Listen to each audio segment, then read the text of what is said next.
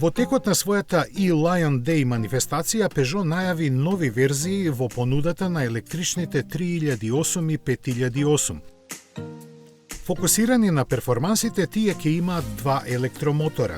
Предниот останува истиот, додека за погон на задните тркала е додаден уште еден, со што вкупната системска сила изнесува 325 конски сили.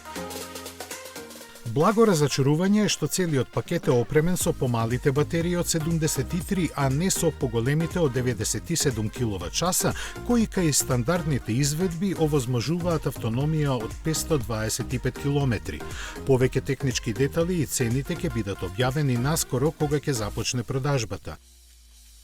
Друга новост во понудата е воведувањето на верзијата на 5008 со 5 седишта.